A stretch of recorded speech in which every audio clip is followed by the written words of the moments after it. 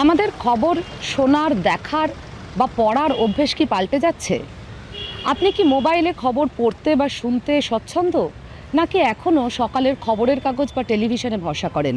বড় মিডিয়া হাউসের পাশাপাশি আপনি কি স্বাধীন ইন্ডিপেন্ডেন্ট মিডিয়াকে সমান গুরুত্ব দেন? 2025-এ গুগল কান্তারের একটি সমীক্ষার রিপোর্টে উঠে এসেছে 15 থেকে 28 বছর বয়সী ভারতীয়রা, অর্থাৎ যাদেরকে আমরা জেনজি বলি, তাদের মধ্যে প্রায় 91% কিন্তু ডিজিটাল মিডিয়ার ওপর নির্ভরশীল।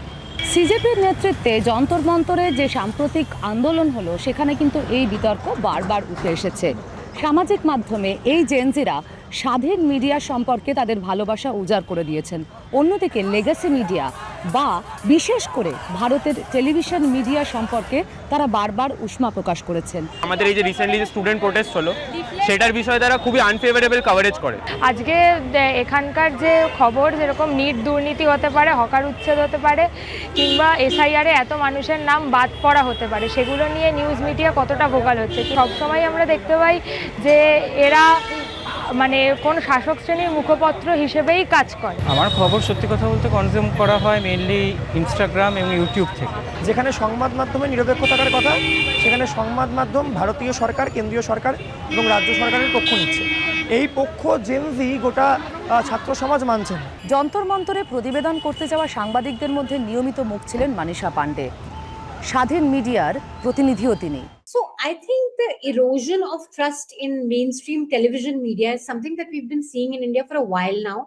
It's now culminated and hardened, and that's what we saw in Gen Z protests, that, you know, all of that anger, suspicion, frustration with the mainstream media that does not talk about real issues kind of coarsened and hardened. So I would not say that it's just this one moment. I think we've been leading up to this moment for many years now. কিন্তু কেন এমন হলো? সত্যিই কি বিশ্বাসযোগ্যতার প্রশ্নে এগিয়ে যাচ্ছে স্বাধীন মিডিয়া? লিগেসি মিডিয়া, বড় টেলিভিশন চ্যানেল, বড় খবরের কাগজ, তারা অবশ্যই বিশ্বাসযোগ্যতা হারিয়েছে। তার কারণ তারা একেবারে সরকারের হয়ে কথা বলছে, তো সবসময় সরকারের হাতে ক্ষমতা রয়েছে, সরকার যা খুশি তাই করতে পারে। তো মিডিয়ার রোলটা কি? মিডিয়ার রোলটা হচ্ছে সরকারকে প্রশ্ন করা, ক্রিটিসাইজ করার কথা আমি বলছি, সমালোচনা করা বা আক্রমণ করার কথা, কিন্তু সরকারকে প্রশ্ন করা, কর্তৃপক্ষকে, কর্তৃত্বকে, সিস্টেমকে প্রশ্ন করা, সেই প্রশ্ন করাটাতে আমি সম্পূর্ণ উঠেই আছে না। I think the bigger frustration has been with television media in India, which is supposed to be covering people's issues, which is supposed to be actually also doing real-time coverage, right? All these channels are 24/7 channels. They pride themselves at being 24/7 channels, yet none of these 24/7 channels had any space for a protest that was happening in their backyard for almost 36 days. So I think one main reason, and it's not just Gen Z, I think it is broadly a lot of thinking Indians, irrespective of ideologies or what party they vote for, they recognize that a lot of what they see on television news night after night has nothing to do with their daily concerns. They're not talking about fuel, prices. They're not talking about jobs. They're not talking about the economy. They're not talking about the state of roads in the country. স্বাধীন media কি legacy মিডিয়াকে replace করতে পারবে? আজকে নরেন্দ্র মোদীর নেতৃত্বে NDA সরকার আছে, যারা আজকে এই সমালোচনা করছে 2014-র আগে অন্য সরকার ছিল, আবার আগামী কোনো দিন অন্য কারোর নেতৃত্বে এনডিএ সরকারও আসতে পারে, অন্য কারোরও সরকার আসতে পারে। তখন কি মনে হয় যে আম্বানি আর আদানি তারা থাকবে না ভারতবর্ষে? টাটা বিড়লা আমরা ছোটোবেলায় বলতাম, এখন সবাই আবার আদানি আম্বানি বলে।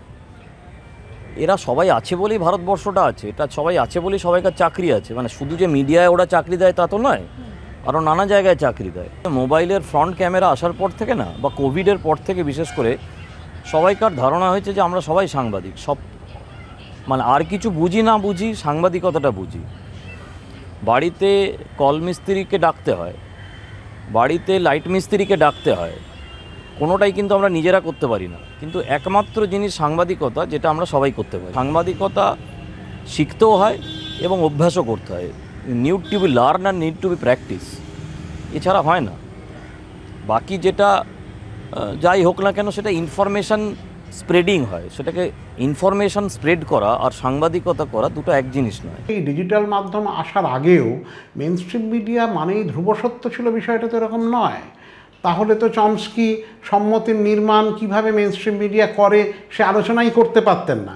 সুতরাং মেন স্ট্রিম মিডিয়ার উপস্থিতি কখনো প্রশ্নহীন ছিল না, এখনো প্রশ্নহীন নেই, ভবিষ্যতেও থাকবে না। তবে অন্তর্দৃষ্টিপূর্ণ সাংবাদিকতার ক্ষেত্রে এখনো পর্যন্ত লেগাসি মিডিয়ার উপরেই ভরসা করেন প্রায় প্রত্যেকেই। The fact that pellet guns was used was a story broken by the Hindu. The fact that a truck full of stones parked outside protest site was in Delhi police's custody. That is a story that we broke. অন্যদিকে বিশ্লেষকদের মতে বাজারে প্রতিযোগিতার নিরিখে এখনো অনেক পিছিয়ে আছে স্বাধীন মিডিয়া। কিন্তু যেগুলোকে আমরা ট্র্যাডিশনাল মাস মিডিয়া বলি বা তার মধ্যে যেগুলো মেন স্ট্রিম, সেই মেন স্ট্রিমের গুরুত্ব এই জন্যে কমছে বলে আমার মনে হয় না যে তাহলে এত বিজ্ঞাপন মেন স্ট্রিম মিডিয়ায় কোনো ব্যবসাদাররা ঢালতো না। হ্যাঁ, মেন স্ট্রিমের পাশাপাশি আরও অনেক, বিশেষ করে ডিজিটাল মিডিয়া তৈরি হচ্ছে, কিন্তু সেখানেও তো মেন স্ট্রিম মিডিয়ার উপস্থিতি আছে। সংবাদ মাধ্যম চালানোর অর্থনীতিতে এখনো অনেকটা পিছিয়ে স্বাধীন মিডিয়া। হিন্দিতে যারা করেন তাদের মধ্যে কেউ কেউ ব্যক্তিগত জনপ্রিয়তায় একটা খুব উচ্চতায় পৌঁছে গেছেন, তারা নিশ্চয়ই সাস্টেন করতে পারেন।